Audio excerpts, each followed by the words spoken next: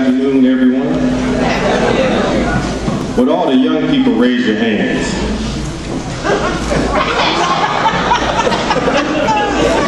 Okay. I just wanted to see how many people would claim their youth. You ever heard the expression, you're as young as you feel?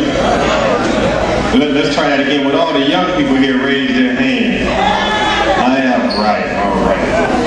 Well, we're here to celebrate 10 young men that had an excellent season, as Deacon Martin said.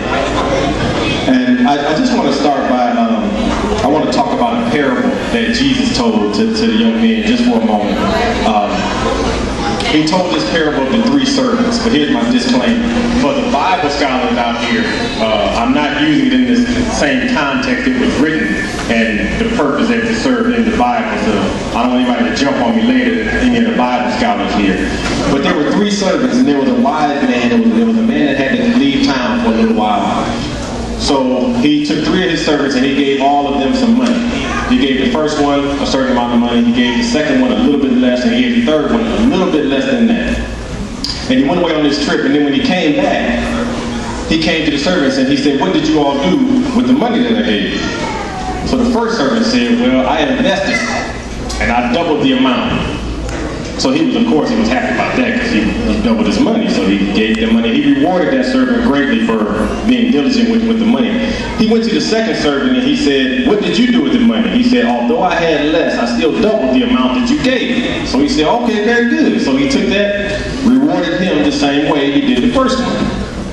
When he came to the third servant, he said, what do you have to give me? What did you do with the money I gave you? And the third servant said, I have exactly what you left me with. All I did was hide it so to make sure it would be safe.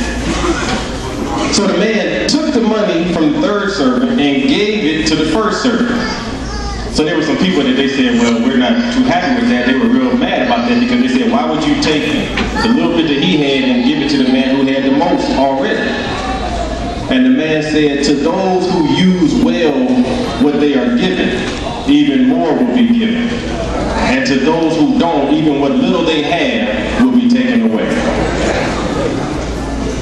I'm happy to stand here today before the St. Agnes, Our Lady of Fatima Falcons team, who, unlike the third servant, did invest their talents, doubled the amount, and went on to be the first Fatima team to enter the championship.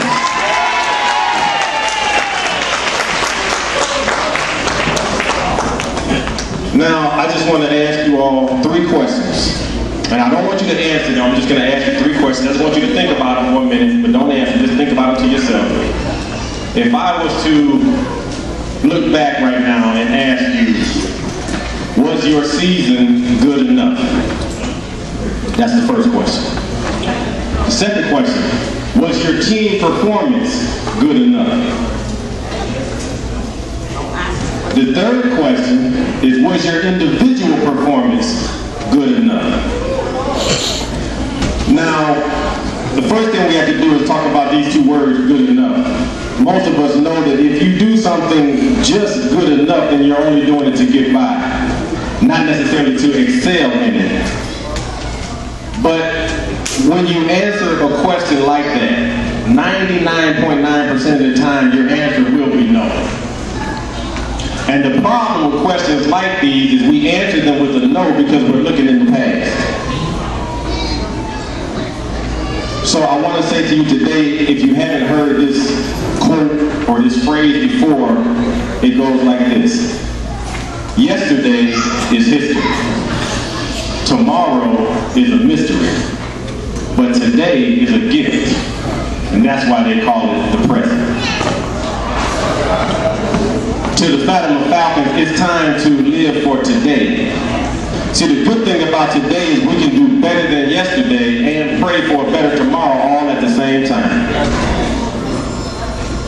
Now, the problem, y'all see I'm on the podium, but I'm gonna work with this. I'm just joking. I do want to share this though, just for church purposes. There's another version of that same quote. It goes, yesterday is gone, tomorrow has not yet come. We have only today. let us begin. That was by Mother Teresa. So Father Bob, I hope that satisfies my requirement for saying something Catholic when speaking in the Catholic Church. Amen?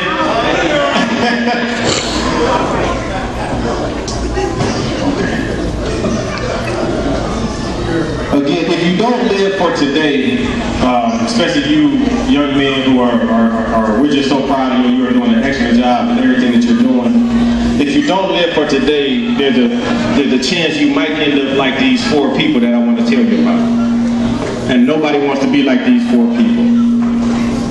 This is a little story about 4 people named everybody, somebody, anybody, and nobody. There was an important job to be done, and everybody was sure that somebody would do it. Anybody could have done it, but nobody did it. Somebody got angry about that because it was everybody's job. Everybody thought that anybody could do it, but nobody realized that everybody wouldn't do it. It ended up that everybody blamed somebody when nobody did what anybody could have done. None of you and none of us want to be like these 4 people. One quick thing and I'm through. One day, God wanted to have some fun in heaven. And he decided that anybody that's supposed to get into heaven today has to ask me a question that I don't know the answer to. So everybody was coming to the gates and asking God all these questions, but God knew all of the answers. But everybody still tried and they got turned away. And then one elderly black man walked up to the gates. And he looked up and he said, God, when are black people going to start sticking together? And God opened the gates and said, you come on in. Sometimes we as the people have trouble sticking together. But you as a team did not have that trouble. And you will continue not to have that trouble if you remember one thing.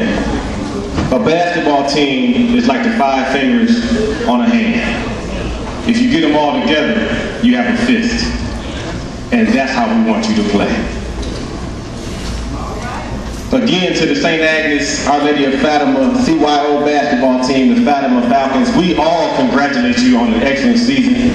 We thank you for being diligent in your effort. We thank the coaches.